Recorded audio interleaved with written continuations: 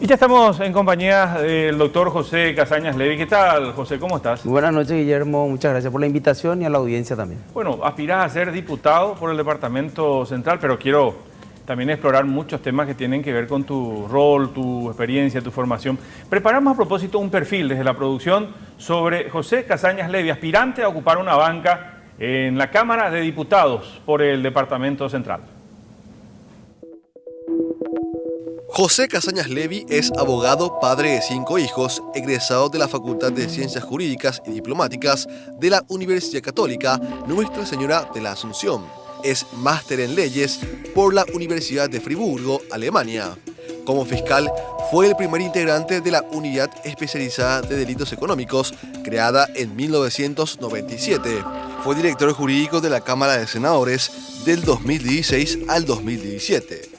Autor de varias publicaciones referentes a leyes y director de la Fundación de Investigación y Desarrollo de las Ciencias Sociales y Jurídicas, Pedro Casañas Leal, relator en el Jurado de Enjuiciamiento de Magistrados y actualmente es candidato a diputado por Central por el Partido Democrático Progresista. Bueno, hasta ahí estamos bien. Sí, perfecto. ¿Son datos correctos? Sí, correcto. Quiero ir a la coyuntura antes de entrar un poco al tema político.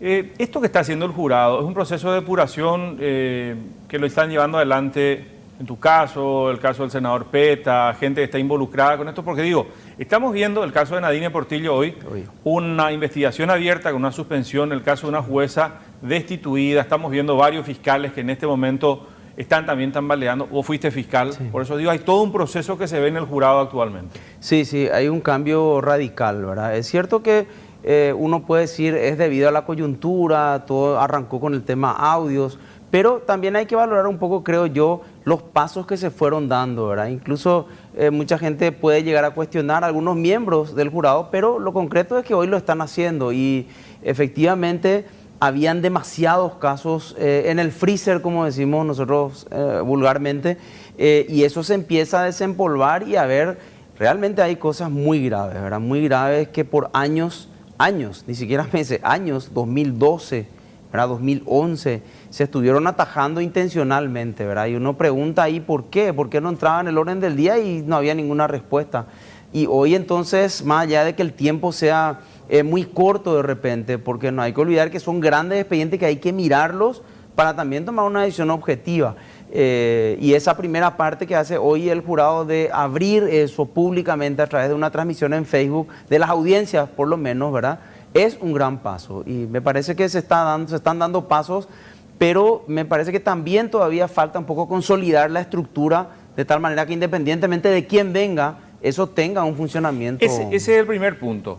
En tu visión, digamos, como especialista en Derecho Penal, ex fiscal, ahora candidato a diputado, bueno, parte de tu currículum.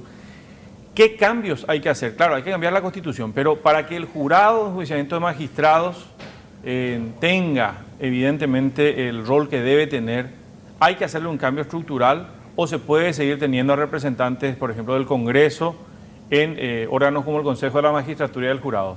Yo creo que los cambios se pueden dar independientemente de la Constitución, porque no es necesario esperar una reforma constituyente, por ejemplo, para modificar la ley que rige el jurado y la ley que rige el enjuiciamiento. Creo que son cosas que junto con reglamentos pueden ayudar a hacer algo mucho más transparente, más eficiente. Pero la ¿verdad? Constitución obliga, digamos, a una cantidad de miembros. En cuanto a los integrantes, yo por eso digo, independientemente de eso, sí, la ley que regula el enjuiciamiento tiene que ser modificada, ¿verdad? Porque es una ley muy inquisitiva, tiene que permitir muchas más cosas de producción de pruebas, tiene que ser más público. Hay cosas que se pueden hacer desde las leyes, no hace falta esperar una reforma constitucional y creo que no es nada imposible. El senador Peta, por ejemplo, y yo le estoy ayudando como su relator, estamos trabajando en un proyecto, ¿verdad? Se está trabajando en eso de tal manera a, como te digo, dejar eso instalado, de tal manera que no sea un tema pasajero o solamente porque la gente dice no hay que decirle nada, mejor nomás, que no sea solo por la coyuntura. Bueno, y ya metiéndonos un poco en tu campaña, en tu proyecto político, ¿cómo fue para que llegaras al PDP? Y te tuteo por los años nada más que nos conocemos, José. Porque ya estuviste, digamos, probando alguna candidatura por otra agrupación política. Así ¿Cómo fue mismo. para que desembarcaras en el PDP? Bueno, en este último año, estos últimos tiempos que yo estuve trabajando como director jurídico del Senado, yo trabajé muy de cerca, y eso fue público, con el grupo disidente que se llamó, ¿verdad?, en el Congreso, que conformaron bancadas, entre ellas la del PDP liderada por Desiree Masi, por supuesto la de Añetete y parte del sector del Partido Liberal, que trabajaron frontalmente ante una situación muy compleja que fue la enmienda, ¿verdad? Yo trabajé muy de cerca con ellos y pude observar que primero el liderazgo de Desiree es indiscutible, ¿verdad? Y también vi que es un liderazgo positivo. Más allá de que obviamente ella tiene un carácter fuerte, etcétera, siempre sus ideas y su intento de consenso es en bien común, digamos. Cuando yo creo que eso es algo muy necesario en el Congreso y en todos los ámbitos, ¿verdad? Pero en el Congreso es muy necesario tener liderazgos positivos que digan, bueno, estamos en una república, defendamos por lo menos la Constitución mínimamente, después empecemos a hablar del resto, ¿verdad? Entonces, ese tipo de cosas a mí, y además yo tengo una cercanía con Rafael porque él fue mi compañero de facultad en la Católica, nosotros nos recibimos juntos en la Católica, nunca tuvimos trabajo político, digamos, ni en la facultad ni después, pero bueno, tengo afinidad personal con él y entonces como vi que era un espacio muy interesante para defender ideas que yo también creo, ¿verdad? Y esa fue la razón por la cual cuando conversamos a mí me pareció interesante la idea. ¿Llegar a diputado para qué? Bueno, la Cámara de Diputados fue un espacio que en estos 5 años estuvo prácticamente sordomudo. Si uno empieza a mirar los grandes momentos críticos que pasó la República en este tiempo, el comportamiento de la Cámara de Diputados fue: yo miro a otro lado, ¿verdad? Paso, no hay ninguna trascendencia en cuanto a ni siquiera grupos, ¿verdad? Que uno diga, no, acá había un sector que por lo menos lo intentaba, ni eso. Y el PDP, y ese es un tema que lo hablamos antes con Desiree y con el equipo del PDP, necesita equipo en diputados. Porque de lo contrario, el esfuerzo que se hace en senadores muchas veces, por ejemplo, por decir, la cuestión de los juicios políticos, tienen que empezar en la Cámara de Diputados. Y muchas veces no hay capacidad de organizar eso, o porque a veces ocurren, como en el caso de Lugo o en otros casos de juicio político, donde los escritos de acusación son realmente muy pobres. Y entonces hay cosas importantes que tienen que involucrar a ambas cámaras. Y el PDP podría concentrarse solamente en senadores, pero necesita eso porque tenemos una convicción de que es algo urgente. No puede seguir siendo la Cámara de Diputados como pasó en la enmienda incluso, donde uno no entendía qué iba a pasar, si iban a tratar, no iban a tratar, no recibían el pedido, no recibían, o sea, mucha indefinición, ¿verdad? Y yo creo particularmente que eso es por falta de liderazgo. ¿Quiénes te acompañan en el proyecto político para Central? Correcto. Estamos hablando de Central. Sí, sí. La persona que ocupa el lugar número 2 es una mujer que se llama Jorgelina Candia. Ella es una activista social originaria de Ayolas, lleva muchos años militando en el PDP.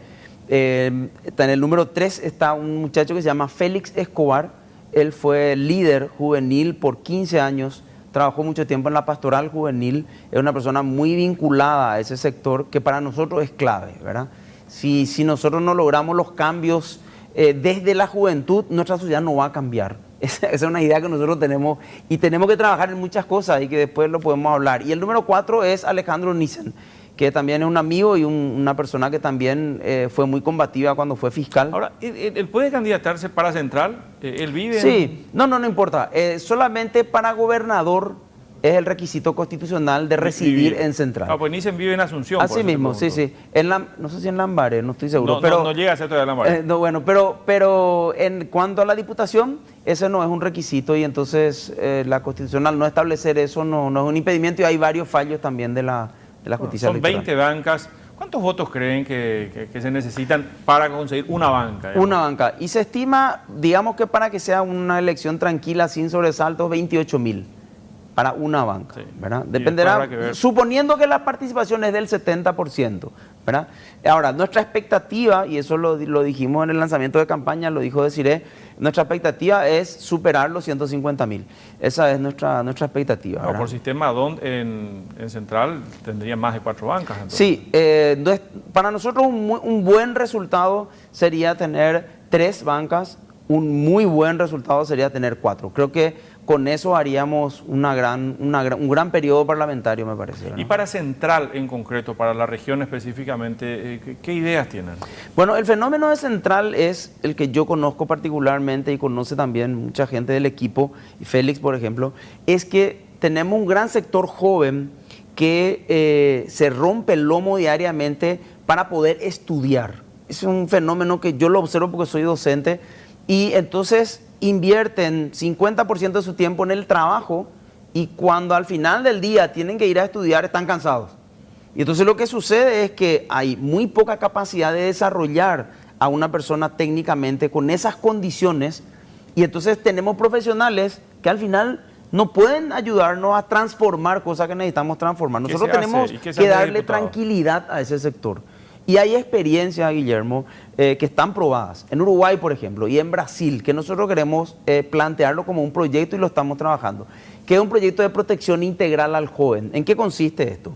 Consiste en que la persona que no pueda pagar sus estudios o que le resulte muy complicado hacerlo por su carga familiar o por una cantidad de cosas, pueda tener el sustento de un fondo. Se llama Fondo Solidario. Sí. Y ese fondo, nosotros creemos y lo vamos a proponer, se puede discutir, se puede construir con dos orígenes, con dos fuentes. La fuente de Itaipú y Yacyretá, de los royalties, que de hecho se usa en parte para educación, y una fuente que es el Fondo Solidario de aporte solidario. ¿De quiénes? Sí. De las personas que fueron beneficiadas en algún momento y que luego de 5 años, cuando tienen una estabilidad profesional, ellos empiezan a aportar. En Uruguay, por ejemplo, para que tengan una idea, al principio, entonces, con ese segundo modelo, hay que fondear primero. Exactamente, claro. Que hay suficiente, por cierto, ¿verdad? Con los royalties es más que suficiente. El tema es el control y cómo se usa. Y en Uruguay, por ejemplo, te cuento que los que aportan al fondo, los que ya fueron beneficiados y aportan al fondo, aportan, por ejemplo, un salario y se le divide durante el año. O sea, no es tampoco algo imposible de abonar, ¿verdad? Entonces, hay forma de hacerlo, hay experiencias muy positivas y nosotros creemos que tenemos que apostar a eso, para que ese joven, no solamente por el tema matrícula y cuota, nosotros creemos que él tiene que tener derecho en el tema de transporte, un seguro mínimo de salud básico por lo menos, y también acceso a esparcimiento como ocurre en todas partes del mundo, que el chico que tiene que lógicamente en esa edad divertirse, ¿verdad? Irse a un concierto, irse a un teatro, tenga la posibilidad de pagar el 50%. ¿Se puede hacer algo sobre el tema de drogas desde el Congreso? Porque es el gran tema de familias que se destruyen. Sí. Y de hoy jóvenes, pero mañana serán adultos zombies prácticamente, digamos, si tomamos al crack como referencia. ¿Se puede hacer algo o digamos, no lo tocaron como tema de campaña? Sí. Lo primero que hay que hacer, y eso yo lo conozco porque soy docente, es cambiar totalmente la ley 1340. La ley 1340 de tráfico ilícito de estupefacientes y drogas peligrosas es una ley, fíjate, del año 88. Y esa ley tiene cosas terribles como, por ejemplo, le castiga a la persona que sufre la adicción. Sí. No se trata como un tema de salud, sino como un tema punitivo. Exactamente. Y eso hay que cambiar. O sea, el concepto de la ley que en su momento, en el año 88, cuando fue implementada seguramente por una receta norteamericana, creo yo, porque es muy parecida a una ley que en ese momento estaba vigente en Estados Unidos, hoy es totalmente desfasado, ¿verdad? Por eso es que le vemos a gente de la Senat con armas deteniéndole a chicos que están fumando marihuana, como si esa fuera la solución. Nosotros tenemos que encontrarle otro tipo de salida. Y lo preocupante es que el Estado de repente no identifica eso como un problema, ¿verdad? O sea, ve como un problema de inseguridad, pero no lo ve como un problema de salud, ¿verdad? O sea, hay que reformar la estructura de esa ley e involucrarla a una cantidad de instituciones. Hay gente que sabe muchísimo. El doctor Fresco, por ejemplo, es una experiencia que se pierde porque él no tiene los recursos y no tiene de repente el protagonismo que debería tener para decir, señores, el camino es este. Y vos sabés que muchísima gente en los lugares donde nosotros recorremos y vamos, ese es un tema clave. El tema de adicción es decisivo. Es que se ve la consecuencia, pero no se analizan las causas y no se trata de un problema de salud con mecanismos preventivos, digamos. Sí. Hay chicos que piden por favor que se lo saquen. Sí. No tienen que hacer, tienen familias desmembradas, caen en manos de traficantes, microtraficantes, están presos. Están nosotros tenemos, vos sabés que nosotros tenemos, Guillermo, una persona que trabaja con nosotros en el equipo, muy de cerca. Yo realmente no conocía su historia, pero compartía con nosotros siempre. Y un día hablé con él y me dijo, vos sabés, doctor, que yo estaba en una de estas barras, me dice, ¿verdad? Yo estaba en una de estas barras y es una persona ya casada, tiene hijos, ¿verdad? Y me dice, y yo salí, pero salí por una cuestión casi casual de ese tema, ¿verdad? Me quitaron de ahí, me recuperaron, y yo todo el tiempo sigo mi terapia y todo eso. Y es una persona que vos decís, ¿cómo puede ser que alguien así haya caído en este tema? Y gracias a Dios salió, ¿verdad? Pero eso no debe ser una casualidad. Nosotros tenemos que crear un sistema para que eso no sea casual. Que si nosotros identificamos una familia, porque el problema no es solamente del chico, ¿verdad? El problema es de la familia. Si tenemos un problema en la familia, ver cómo asistirle a eso. Pero para eso, Guillermo, tenemos que cambiar el concepto de la ley de drogas. Si no cambiamos eso, si seguimos creyendo que la Senan va a solucionar el problema del microtráfico, estamos perdidos, ¿verdad? Con nosotros José Casañas Levy, seguimos hablando con él, candidato a diputado por el Departamento Central. La lista 100 es, la del PDP, 100, del Partido Democrático Progresista. En instantes vamos a hablar ya de temas más políticos, lo que tiene que ver con estas listas que se presentan. Hay satélites del oficialismo, le vamos a preguntar, entre otras cosas, al doctor José Casañas Levy. Ya venimos.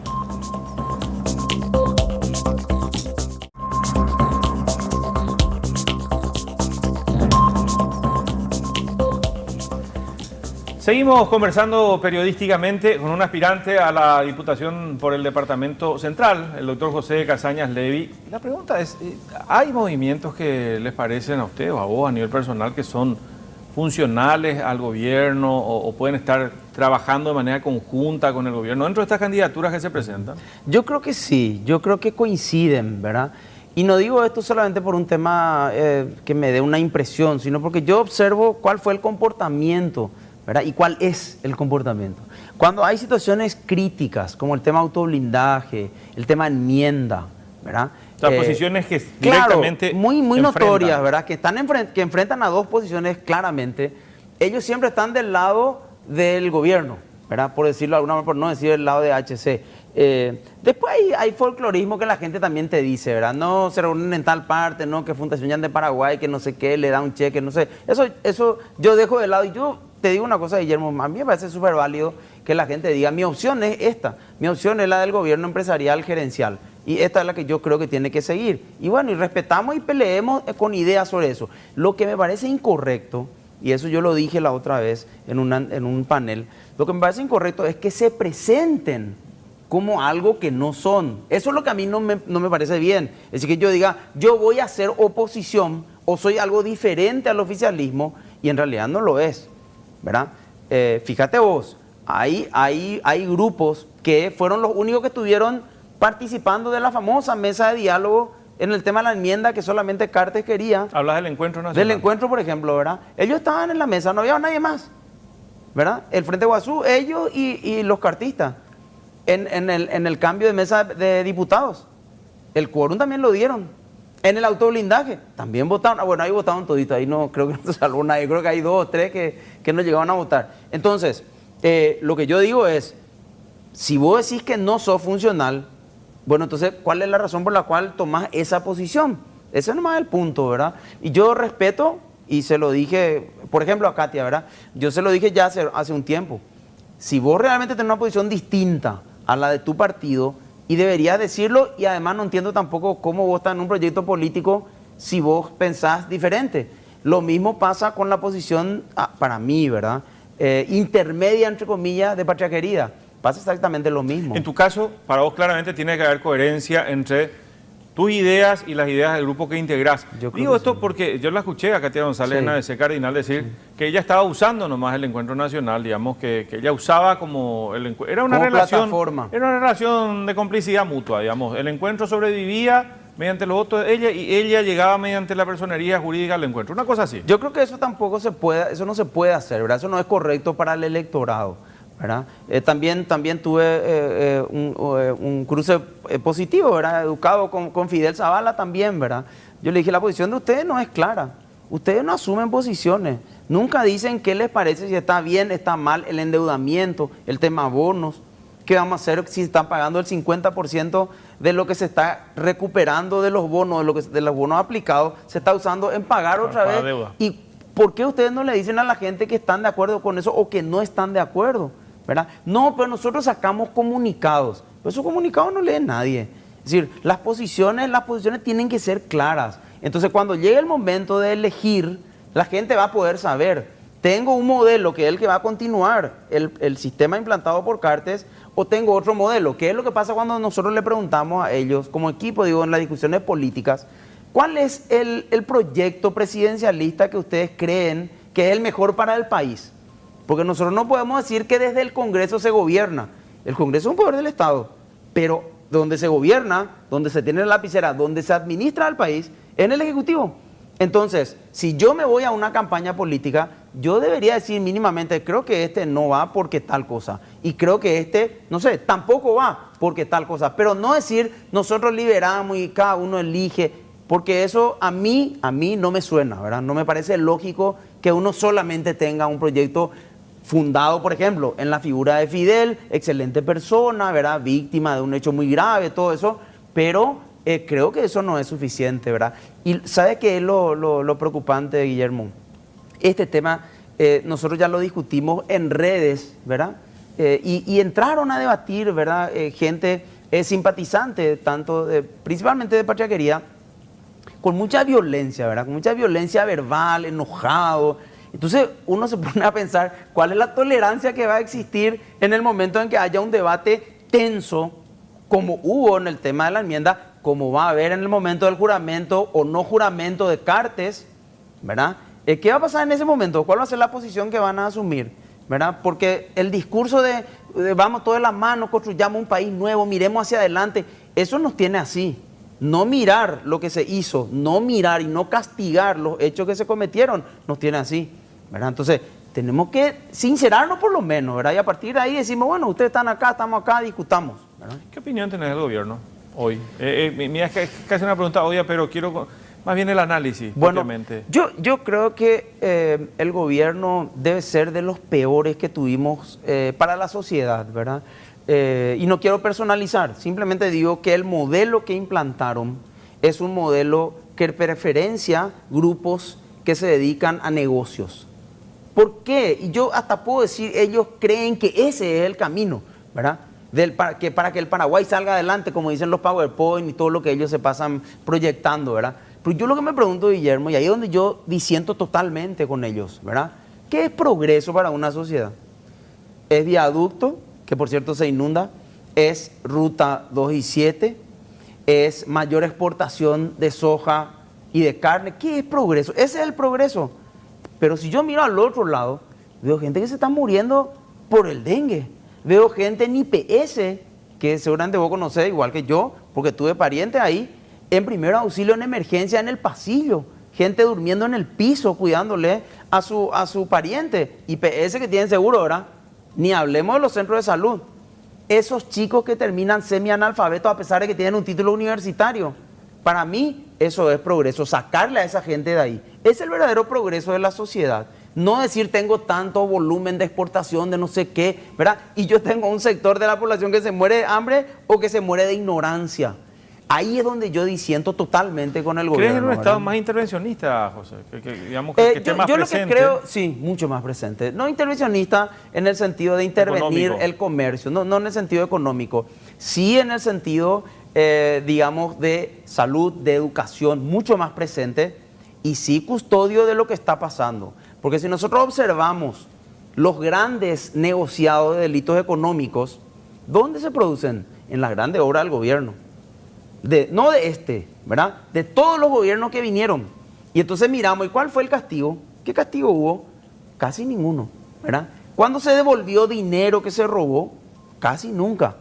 Entonces me parece que eso es parte de nuestro problema y por eso que yo no puedo aceptar que el proyecto de un gobierno sea, sigamos por este camino, sigamos otorgando concesiones, construyendo rutas, construyendo aeropuertos, modernicemos el aeropuerto y encima, si esa es su línea, imagínate que no pudieron hacer. No lo pudieron hacer. Lo del aeropuerto porque se descubrió que estaban armando algo raro. Lo de la ruta, la herencia famosa del caso Jiménez Gaona. O sea, son demasiadas cosas que a mí me hacen ver, este no es el camino. Este no es el progreso de un país que tiene problemas tan serios como lo que estamos hablando, ¿verdad? Bueno, José, en el caso de la justicia, pues tocaste el tema de los grandes negociados y decía otra vez, ¿verdad? Porque creo que de los tres poderes del Estado, a mi modo de ver, es el poder que menos vigilado está, ¿verdad? Vigilado desde el punto de vista de la opinión pública, medios de comunicación, ciudadanía en general, como que se diluyen ahí más fácilmente, salvo algunos casos muy grandes, pero en general mueren ahí las causas o se genera la impunidad. ¿Cómo hacer? O sea, que quiero apelar un poco allí a tu experiencia como ex fiscal en este caso. ¿Cómo hacer para tener un mejor poder judicial? ¿De qué depende? Digamos, ¿cuáles son las claves dentro de lo que necesitamos? Bueno, nosotros tenemos un tema que tenemos que solucionar, que es la selección. Si nosotros no solucionamos la selección de fiscales, jueces y defensores, nunca vamos a poder solucionar el problema de la justicia, porque la justicia es un servicio, es una prestación de servicio. Y como cualquier prestación de servicio requiere calidad. Y esa calidad, como es un trabajo personal, requiere que el que ofrece el servicio sea una persona capaz. Y hoy eso no está pasando porque el sistema de selección está contaminado en temas de influencias políticas. Eso es lo que está sucediendo. Entonces, nosotros necesitamos transparentar el sistema de selección del Consejo de la Magistratura, hacerlo absolutamente transparente, reformular el tema de puntajes. Acabamos de ver que el puntaje había sido, no es el elemento para elegir, en este caso, el fiscal general. Pero además, ¿cómo se puntúa la honestidad, por ejemplo? Eso no se... Hay valores abstractos, que el liderazgo, Mira, el carácter. En otros países, Guillermo, claro, para poder designar un juez se lo investiga. Le gusta o no le gusta, ahí no hay intimidad, no hay nada, hay que investigarlo porque hay que saber si él tiene la capacidad de resolver conflictos y de afrontar situaciones de tentación, porque la corrupción no es un fenómeno paraguayo, ¿verdad? Es un fenómeno mundial. Y el otro factor es el control. Vos sabés que mi experiencia en Umbral me mostró a mí, yo trabajé para ese proyecto y trabajaba como en el Ministerio Público por el tema del laboratorio forense y todo eso. Y había un aspecto en el programa Umbral de varias instituciones donde había que implementar que se llamaba sistemas de control. Vos sabés que las reuniones de esos componentes no se podían hacer nunca. ¿No? No, porque las cabezas y los que estaban a cargo, siempre pasaba algo. No se posterga para la próxima semana. No, este tema tenemos que revisar. O sea, el sistema estatal paraguayo tiene una falencia súper importante de control. Entonces, esas cosas tenemos que solucionar y el funcionario, juez, fiscal, tiene que estar acostumbrado al control. No tiene que ser algo que a él le moleste. Tiene que mostrar lo que hace y lo que dice y lo que asume. Y después la parte del castigo. Tiene que haber castigo. Si no hay sanción, si se posterga, como vino ocurriendo en el tema del jurado, entonces no va a haber reacción. Y fíjate cómo reaccionan las corporaciones. Vos sabés la cantidad de notas que recibe el jurado de asociaciones de fiscales, de jueces, de magistrados, preocupados por el manejo del jurado, cosa que jamás antes se escuchaba, jamás pasó. ¿Verdad? Entonces, ¿por qué ahora que existe... ¿Por qué en esa etapa de corrupción en la que se tapaba todo no había notas de preocupación? Exactamente. Entonces, y ahora que empieza a ventilar todo. Claro, entonces el sistema reacciona, ¿verdad? Como cualquier cuerpo recibe un cuerpo extraño y no le gusta, evidentemente. Entonces, tenemos que cambiar. El sistema de selección tiene que ser público. La competencia tiene que ser pública, como en España, por ejemplo. Se van a audiencias públicas y ahí se les toma el examen. No es una audiencia como la que hacen acá, que realmente no te dice casi nada, ¿verdad? Es una audiencia de examen, ¿verdad? Y están por horas ahí, hasta verificar que esa persona tiene la condición. Ese es el método, pero ¿y el jurado, digo, el Consejo de la Magistratura, quiénes deben integrarlo o quiénes deben hacer la selección de esas personas? Yo en el caso de ambos órganos, yendo sí a una posibilidad de una reforma, yo creo que han fracasado. Yo creo que son órganos que han fracasado en la democracia. Si bien es cierto, tuvieron un primer momento donde funcionaron bien, creo que los sistemas y los grupos de poder se dieron cuenta que ahí había un elemento clave, ¿verdad? Y entonces fueron copando de a poco, porque no hay que creer que ahí hay solamente influencia política, ¿verdad? Claro. Ahí hay influencia fáctica. Sí. Claro, hay influencia de los gremios. Fíjate cuánto dinero se gasta en la competencia para abogados. Claro, es un dinero impresionante, ¿verdad? Entonces ahí hay cosas. Por eso yo digo, esos dos órganos en nuestra sociedad han fracasado, me parece, ¿verdad? Entonces, en el momento en que se discuta la constituyente con otro modelo electoral, no el que tenemos ahora, ¿verdad? Ahí sí plantearemos una cuestión diferente. Yo creo que hay que simplificar la cuestión, que la Corte tiene que ser la responsable de designar determinados magistrados, el Congreso tiene que designar otros magistrados de mayor categoría y pensar un sistema un poco más transparente, ¿verdad? Donde la gente pueda ver, esta persona realmente es capaz o no es capaz. Porque todo lo que se observa hace que el funcionario se cuide y piense 2 veces antes de elegir, ¿verdad? Por eso yo le decía la otra vez al senador Peta, en algún momento de esta sesión del jurado tiene que ser totalmente pública. No hay ninguna razón para que sea reservada, no se designa ningún embajador, ¿verdad? Y no sé. Y son actuaciones públicas, digamos, no tienen que ver con la intimidad de nadie, no, absolutamente. No se tocan detalles. Es la gestión lo que se discute ahí. Al tratarse de una gestión pública, ¿por qué no puede hacerse público todo? Y porque lo que a mí me explicaron es que eso no está previsto en la ley del jurado y que esta primera experiencia que se está haciendo ahora de las audiencias, cuando se les reciba a los magistrados, es una experiencia que se está probando, que está siendo muy positiva, por cierto. No pasó nada, no es nada extraordinario, ¿verdad? Y la gente se va acostumbrando, ¿verdad? ¿Qué más encontraron en el jurado, José? Bueno, hay muchas cosas, ¿verdad? En primer lugar, ese número que se dio es efectivamente así, 730 casos sin tratar, ¿verdad? Estaban ahí encajonados, impresionante, archivados, ¿verdad? Sí, desordenados. Se hizo ahora, la Secretaría del Jurado hizo ahora un orden, se tiene totalmente registrado cuáles son, de qué años, ¿verdad?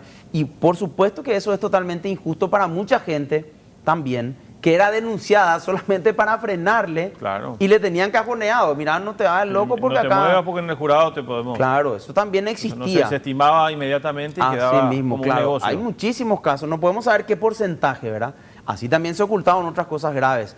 Y después está otro tema que es un tema que, bueno, es muy delicado, que es la cuestión administrativa, ¿verdad?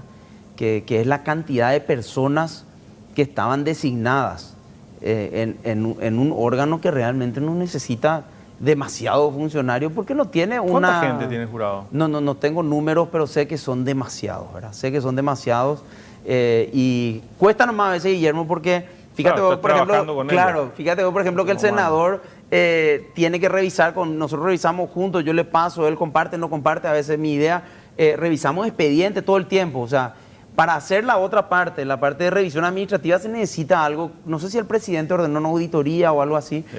Esa es otra parte importante porque ese dinero de la gente finalmente, ¿verdad?